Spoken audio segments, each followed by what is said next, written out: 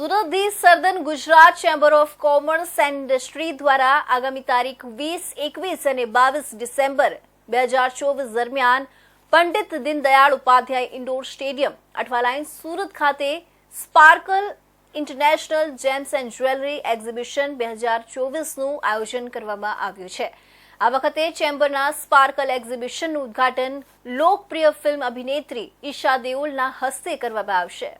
Chamber દ્વારા ગત વર્ષની જેમ આ વર્ષે પણ B2C ધોરણે જ સ્પાર્કલ એક્ઝિબિશનનું આયોજન કરવામાં આવ્યું છે, જેમાં સુરત ઉપરાંત મુંબઈ, જયપુર, બિકાનેર અને નાગપુરના 30થી વધુ જ્વેલર્સ દ્વારા ભાગ લેવામાં આવશે।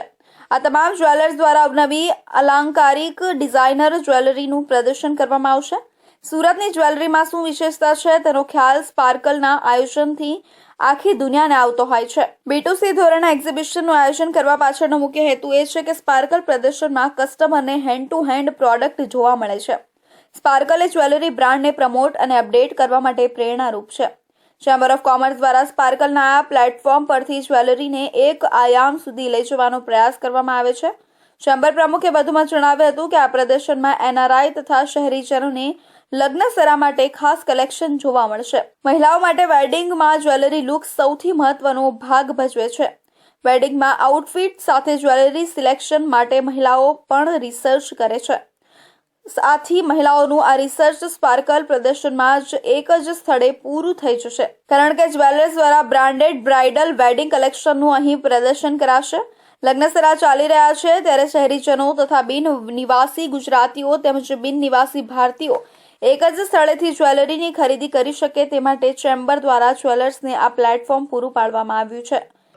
દર વર્ષની જેમ આ વર્ષે બી અમે સ્પાર્કલનું એક આયોજન કરવા જઈ રહ્યા છે। 2008થી સતત ચાલુ રહેલું સ્પાર્કલ અવિરત એટલા જ ઉત્સાહમાં અને જુસ્સાથી લોકોના સાથ અને સપોર્ટથી અમે કરી રહ્યા છીએ। તારીખ 20, 21 અને 22 ડિસેમ્બર 2024 દરમિયાન ઇન્ડોર સ્ટેડિયમ ખાતે સવારે 11થી રાત્રે 8 વાગ્યા સુધી આ એક્ઝિબિશનનું આયોજન કરવામાં આવ્યું છે। એમાં વિવિધ પ્રકારની જ્વેલરીઓ, વિવિધ પ્રકારની ડિઝાઇન, આજની નવી ડિઝાઇનોની જ્વેલરીઓ પણ મૂકવામાં આવી રહી છે અને ખાસ આકર્ષણનું કારણ એ છે કે મોદીજીની પ્રતિમાનું એક ત્યાં આગળ એક્ઝિબિટ કરવામાં આવી રહ્યા છે।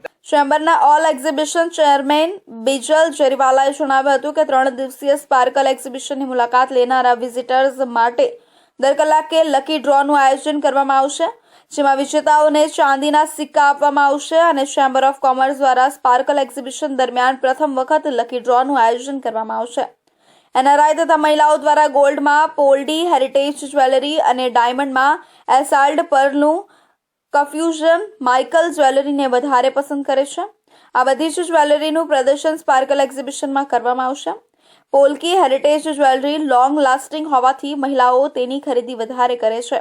આ પ્રદર્શનમાં ગ્રાહકોને વિશિષ્ટ શ્રેણીઓની જુદી જુદી જ્વેલરી જોવા મળશે। વેડિંગ માટે ખાસ નવી રેન્જ ડેવલપ કરવામાં આવી છે અને એવા ક્લાસિક લુકની સાથે સાથે ફ્યુઝન લુક પણ જોવા મળશે। લગ્નસરામાં લોકોની ડિમાન્ડ મુજબ ડેવલપ કરાયેલા નેકલેસીસ પ્રદર્શનમાં જોવા મળશે। લગ્નના આનુષાંગિક પ્રસંગો જેવા કે હલ્દી, મહેંદી, સંગીત અને રિસેપ્શનને અનુરૂપ જ્વેલરીની વિશાળ શ્રેણી એક્ઝિબિશનનું વિશેષ આકર્ષણ રહેશે। સુરત શહેરના